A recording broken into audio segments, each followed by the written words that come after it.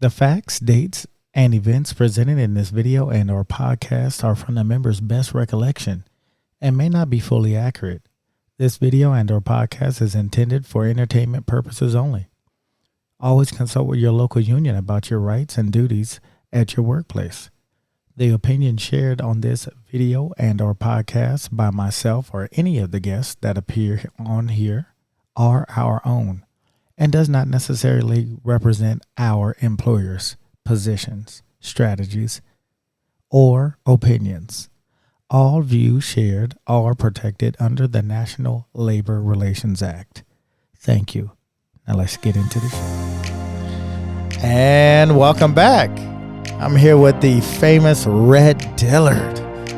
Man, we got our second interview, man. I'm looking forward to it. I'm going to try to do it without laughing. Okay. I think I just lost. I already lost already. Man, so I want to talk about some of the things that you've been through as a Teamster, especially a part of this local. We'll first start off with Chris Raptis and what role he played in your life as a Teamster. Let's start there.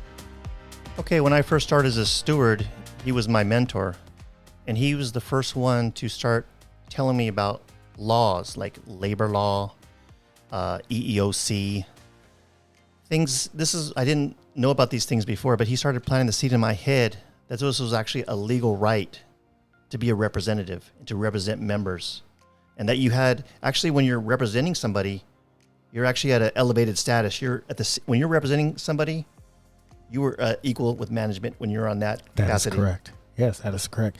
A lot of times, especially as a shop steward, because we don't get the training that we should, we never get the opportunity to see that we're actually on the same level as management and that it's a right. It seems like in our local, they kind of just have shop stewards there to not actually process anything. They just kind of have them as, trophy stewards.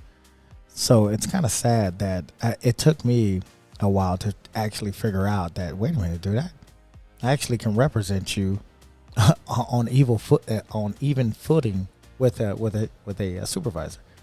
And so that led to something else, right? So you started studying this labor law, and as you're going down and studying this, a situation happens. Tell me about that. Yes, there was an incident. A driver asked me to get on the 9-5 list. So I went with him to the manager, and I was literally about this far away from him. I couldn't even touch him with my hand if I put it out. I was telling him he wants to get on the list. He started getting confrontational with me, so I got confrontational with him. And at some point, he said, "Step back. You are in my personal space." And I was this far away from him, and even though the couple minutes before that, everything was fine until he didn't like the way the conversation was going. Oh, you must have been winning in that conversation. Oh, you was winning in that conversation. And I said, "No, this is fine." The distance between us. This was fine. Right. Okay, so then less than 30 seconds, I went back to my truck. I did my route. I come in at the end of the day, and I was told I need to go to the office. I thought they were going to apologize. I really seriously thought that. But no, I got a warning letter because they're saying I did not work as directed. Apology, my tail, buddy. Hold on. Let me get this right here. Wow. Yes. A warning letter. Yes. Okay, so now, obviously, you must have been upset enough to file a grievance against this. Absolutely. I filed it. I went right into the break room and I wrote it out. Now, wait. Who's your business agent at this time? At this time, my business agent was Paul Sampson. And did Paul Sampson know you was going to write it up at that time, right then? At that second, he didn't know. At that second, no. Because I've done that before, and I've called him before I've written it up, and he's like, I wipe my butt with those. What? Yeah, dude. Wow. With warning letters. I'm like, dude, do you not know that this leads to progressive discipline? It's kind of insane to me that you would just kind of just not take the first step serious, because this leads down to, further discipline. So you end up filling out the grievance. You submit it. How long does it take, Rhett? Well, let me just finish. Yeah, I put in a labor charge. charge. I put in a labor charge with the grievance, right? All right. So 90 days go by, right? I don't hear nothing. All right. But how I had filed the NLRB charge apparently they had called my business agent, Paul Sampson, and I was on a route. He called me. So I called him back because, I didn't answer the first time. Okay, so I called him back on my lunch. I started talking to him, and he's like, Rhett, you don't want to go to this grievance panel, do you? And I'm like, yeah, I do. He said, all of a sudden, his voice gets louder, and he's like, okay, be down here on this day on this time. I said, okay. You want to go? Okay, then. Right here on the second, third Thursday, right? Wow. Yeah. And he's upset Absolutely. that he has to represent you. So I go down there. I had to be down there like 8 o'clock in the morning, and they don't hear the case until the afternoon. Oh, that made you wait the whole time, right? Oh, yeah. Right. Now, Did they serve you lunch or anything? Don't recall? We don't recall? I don't worry recall. about it. All right. So, okay. So when we're getting ready to do this grievance panel, Paul tells me, Rhett, don't talk too much. This is part of our strategy. Don't talk too much. I said, okay. So, best defense right here. This is the best we got. Don't talk at all. Right. We got it. Right. Well, theatric show. Right. Yeah. So they weren't talking that much, my representatives, but the grievance panel, the person who was chairing it, she was putting on a good show. I mean, I thought, wow, okay, maybe I have a good case. She was putting on a good show. At the beginning. At the beginning, yes. At the beginning.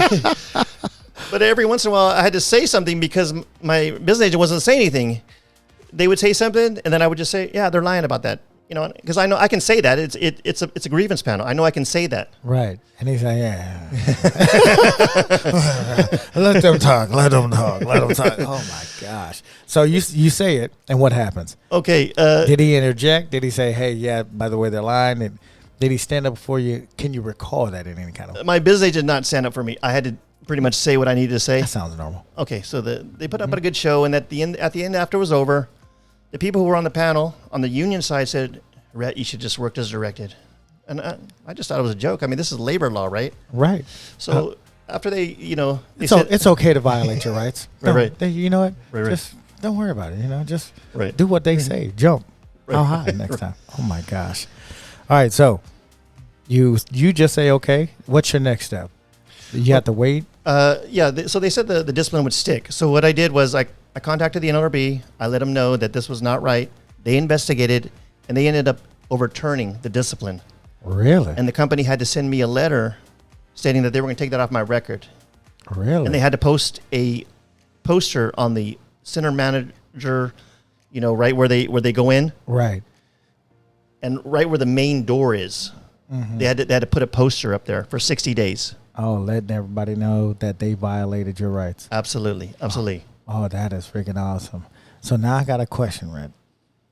So after all this happens and they're not giving you the representation, does this force you to dive deeper into the law? Absolutely. Was that like a turning point for you? Absolutely. This is where I realized where the real power is in the legal rights.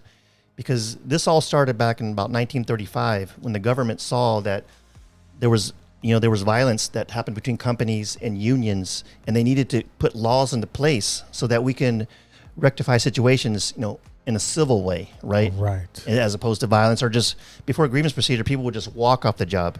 Mm-hmm. So this is not like you're doing something bad. This is actually helping the economy, helping the commerce to go. This is how we solve issues. Right. We put it in writing. Yeah, and it also protects the employee who wants to continue providing for their family. Because sometimes you come here, you just want to work. You don't want to be harassed. And so, man, I appreciate these individuals putting these laws in here to help protect us.